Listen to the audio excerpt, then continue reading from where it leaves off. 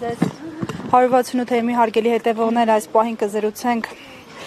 Կարինե Աճեմյանի հետ։ Տիկին Աճեմյան, Փաշինյանի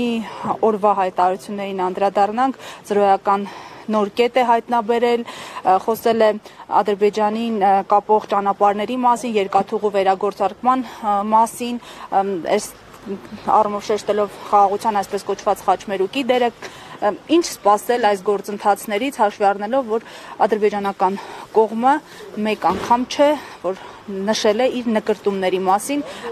այդ թվում պաշտոնական մակարդակով Հայաստանն անվանելով Արևմտյան Ադրբեջան։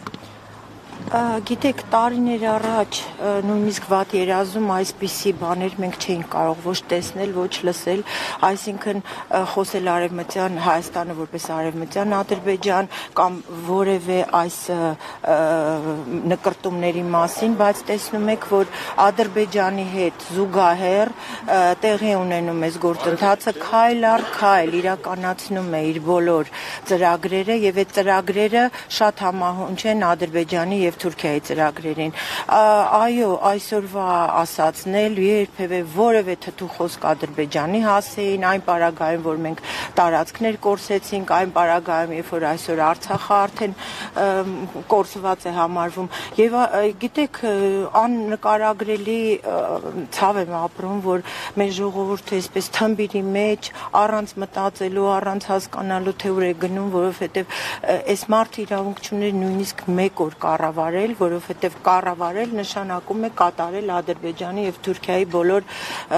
հրամաններն ու հրահանգները։ Սա է եւ քայլ առ քայլ նպատակների իրագործում համակարգված, նպատակաուղված, այն որ մենք պետք է ամեն ինչ անենք, որ այս անդունդի եզրին են կանգնած, կասեցնենք, սա պետք է լինի մեր խնդիրը։ Նաեւ այն որ այսօր նորից դատարանում ենք, այս զավեշտալի ասեմ, աննկարագրելի սուտ ասեմ, չգիտեմ, այս դատավարությունները, որոնք իրականացնում են, մասնավորապես այսօր մեր կուսակցության նախագահ Սերժ Սարգսյանի դատավարությանն ենք ներկա, որը նույնպես համարում եմ ուղղակի զավեշտ։ Այսպիսի սուտ, այսպիսի բռնապետություն, այսպիսի քաղբանտարկյալների այսպիսի աճ, առանց թեմայի, առանց մարդկանց քննելու, տանել, բոլորին փակել։ Ես կարծում եմ, որ մենք պարզապես մի վատ իրավիճակի մեջ ենք հայտնվել ողբերգական եւ պիտի կասեցնենք այս ամենը։ Շնորհակալություն։